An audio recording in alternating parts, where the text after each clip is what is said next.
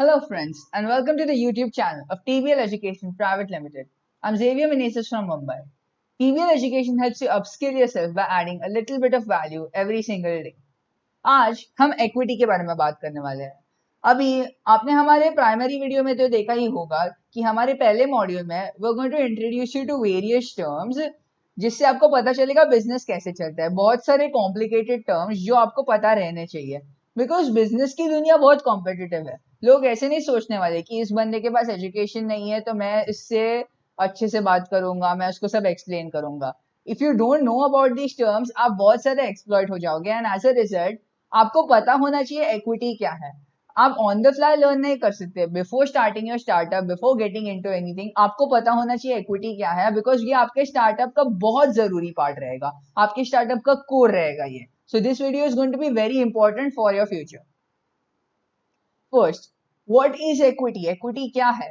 Equity is the percentage of interest that one owns in a given company. अभी जब आप company found करते हो तो 100% of the company belongs to you, right? Company क्या रहता है? कंपनी एक बड़ा एंटिटी रहता है जिसमें बहुत सारे स्टॉक्स और शेयर्स रहते हैं, वो उनके छोटे छोटे कंपोनेंट्स रहते हैं। एक कंपनी में सेट अमाउंट ऑफ शेयर्स रहते हैं जिनका सारा इक्वल वैल्यू रहता है। अगर आप कंपनी को 100% ओन करते हो तो वो कंपनी के सारे शेयर्स आपके रहेंगे।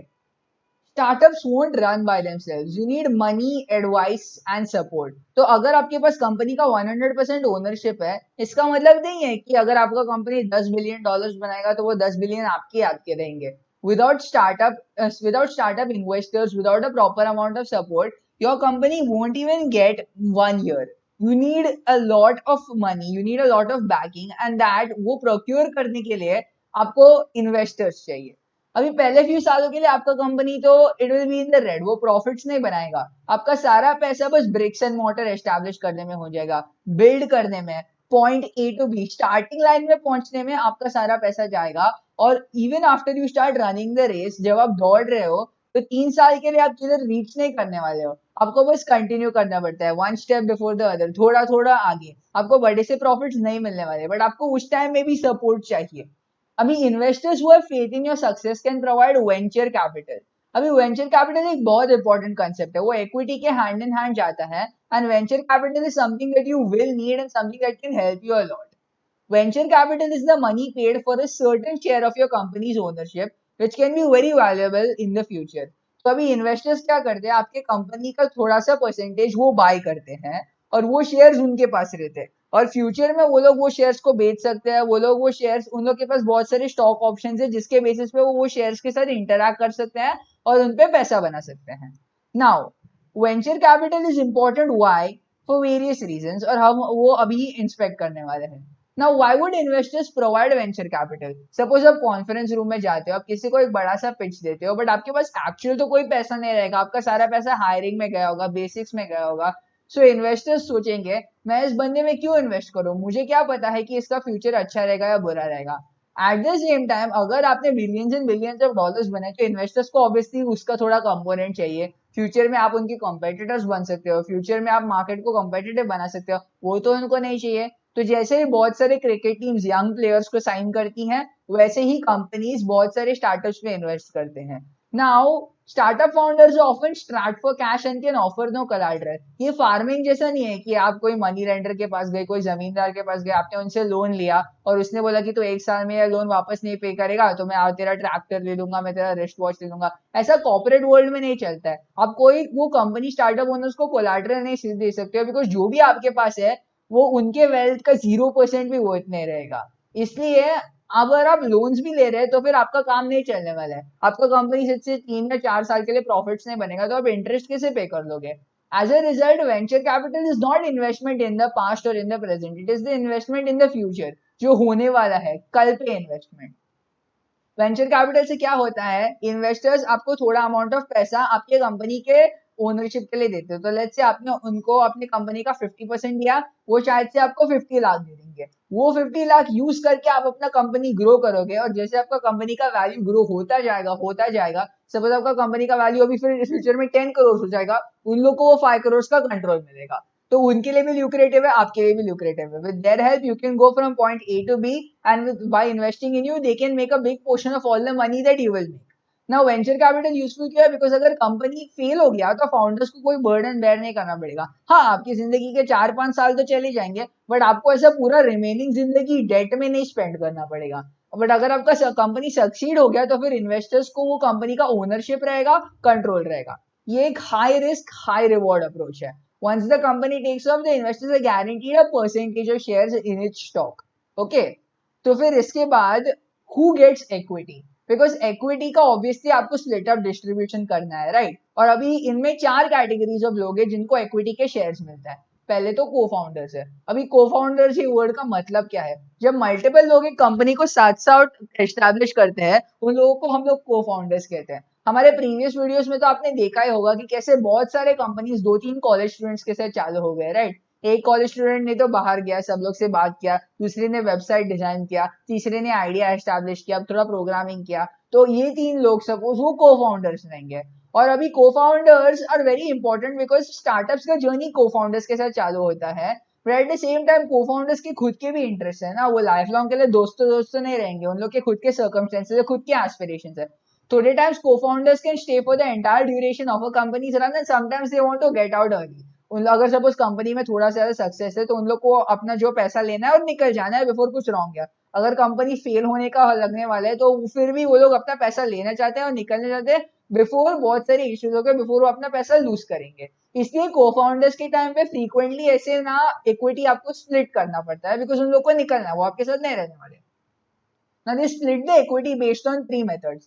पहला तो इक्वल स्प्लिट मेथड है। अभी ये मेथड बहुत ज्यादा सिंपल है बट वो रियल लाइफ में चलता भी नहीं है। सपोज 3 लोग हैं, अकॉर्डिंग टू दिस मेथड सब लोग 33 लेंगे, बट रियल लाइफ में ऑब्वियसली ऐसे लोग नहीं रहने वाले हैं बिकॉज सब लोग बोलते हैं कि मैंने तुझसे ज्यादा काम किया, मैंने तुझसे कम काम किया, इसलिए उनको डिफरेंट शेयर्स चाहिए।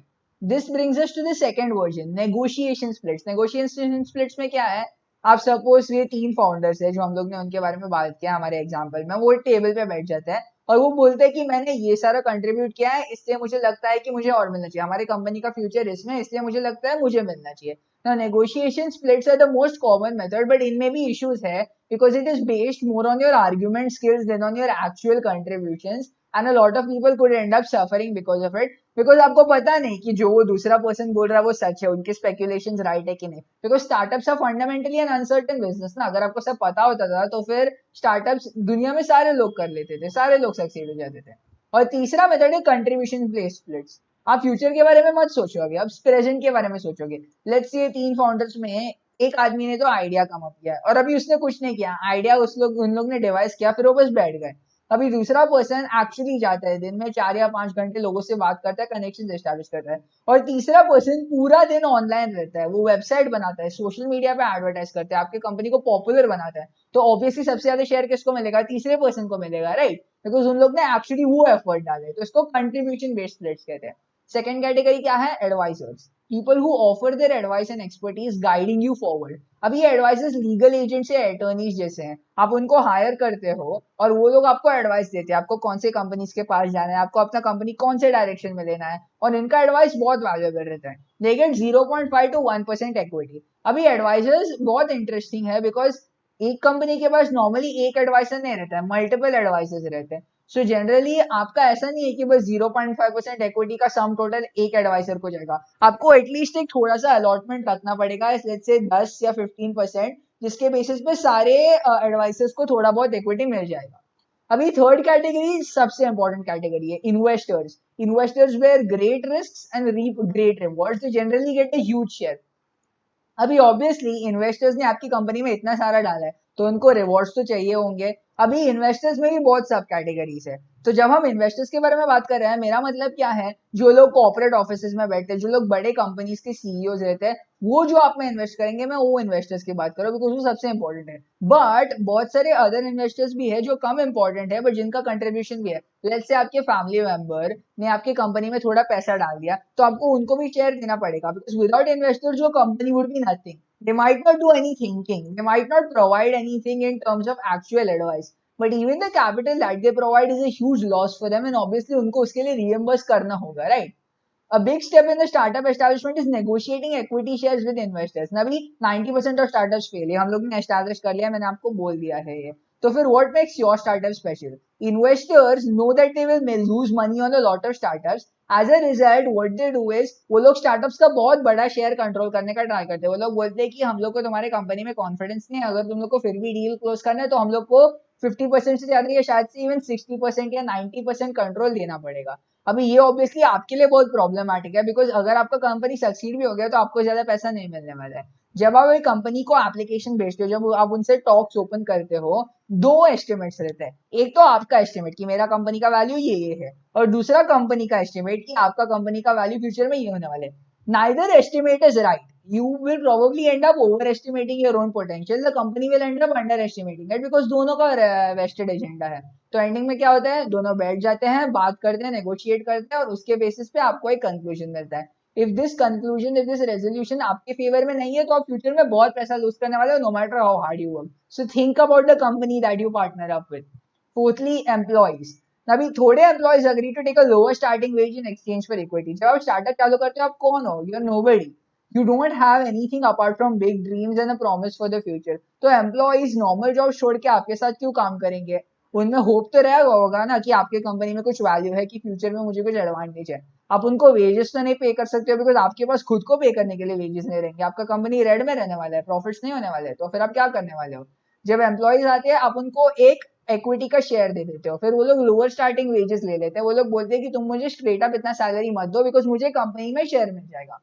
अभी ये बहुत बड़ा मोटिवेटर है, बिकॉज एम्प्लॉइज अभी आपके लिए ऐसा नॉर्मली काम नहीं कर रहे हैं. ऐसा नहीं है कि वो लोग एक महीने में लीव कर सकते हैं. अभी वो लोग कंपनी को एक्चुअली ओन कर रहे हैं. The company is like their child and they are obviously interested in nurturing it rather than just taking charge for a couple of months and then leaving. तो ये एक बहुत इंपॉर्टेंट इंसेंटिव है. अभी on the right आपको एक chart दिखेगा, और ये चार्ट शायद से थोड़ा कॉम्प्लिकेटेड लगेगा, बट फंडामेंटली ये चार्ट बहुत सिंपल है. कंपनी के वेरियस स्टेजेस में जब आप वो छोटी कंपनी से बहुत बड़ा कंपनी बन जाता है, दी अमाउंट ऑफ इक्विटी का प्रोपोर्शन चेंजेस. ऐसा फिक्स्ड इक्विटी नहीं रहता है. अगर आप चार्ट को देखोगे तो आपको लगेगा कि इन्वेस्टर्स का इक्विटी शेयर ज्यादा होते जाता है. This is because of a concept called dilution, where in a small stock share becomes less and less valuable over time. और ये बहुत कॉम्प्लिकेटेड कंसेप्ट है, तो हम लोग इसको ये वीडियो में एड्रेस नहीं करने वाले. आपको बस समझना पड़ेगा कि over time investors will get more and more of your stake, और फाउंडर्स का शेयर कम होता जाएगा. अभी ये शायद से आपको डरा रहा है, बट आप वरी मत करो, बिकॉज जब तक आपका कंपनी ई प्लस स्टेज में पहुंचेगा वो बहुत वैल्यूएबल रहेगा. So even 90% of that stock share will be more than what people make in their entire life. तो आपको खुद के बारे में वरी नहीं करना पड़ेगा, बिकॉज आप बस एक पर्सन हो. आप और आपके को फाउंडर शायद से एक छोटी ही टीम रहेंगे, वेर इन्वेस्टर्स बहुत बड़े कंपनी है, तो उनके प्रॉफिट्स पूरे कंपनी के थ्रू जाएंगे, तो उन लोग को लार्ज अमाउंट ऑफ मनी चाहिए. आपके प्रॉफिट्स वो आपको पर्सनली जाएंगे, तो ऑब्वियसली आपको छोटा शेयर मिलेगा, बट पर पर्सन मच हायर रहेगा. और remaining is allocated to employees. So starting में आप 12% एम्प्लॉइज को क्यों देते हो? बिकॉज एम्प्लॉइज आप में बहुत ज्यादा इन्वेस्ट कर रहे हैं ना, उनको पता नहीं कि आपका कंपनी सक्सीड होएगा कि फेल होएगा. एज ए रिजल्ट वो लोग बेसिकली को फाउंडर्स की जैसे ही तो है, बिकॉज उन लोग ने आपके कंपनी में इतना होप डाला है. अगर आपका कंपनी ई प्लस स्टेज में जाएगा तो वो सक्सेसफुल कंपनी रहेगा, तो जो उसका आपके कंपनी के लिए साइन अप कर रहा है उसको इक्विटी शेयर तो बिल्कुल जरूरत ही नहीं है ना, बिकॉज वो बस नॉर्मल कंपनी के लिए काम कर रहे हैं. उन लोगों को कुछ फेथ का नहीं है, कुछ होप का नहीं है, तो इसलिए आपको उनको ज्यादा देना नहीं पड़ेगा. अभी this is just getting you started. Equity में और बहुत सारे कंसेप्ट है, एंजल इन्वेस्टर्स है, वेस्टिंग है, और वो सब के बारे में हम लोग फ्यूचर में बात करेंगे. But this is all you need to know for this video to get you started on your startup journey. That is all for this video. Please don't forget to like, share and subscribe. आपको कोई भी doubts है, कोई भी inquiries है, आप उनको comment section में डाल दें, और हम लोग फ्यूचर में इन सारे इंक्वायरीज को एड्रेस करेंगे, because this channel is meant for you, the people. Share it with all your friends because this world is full of innovators. Thank you very much.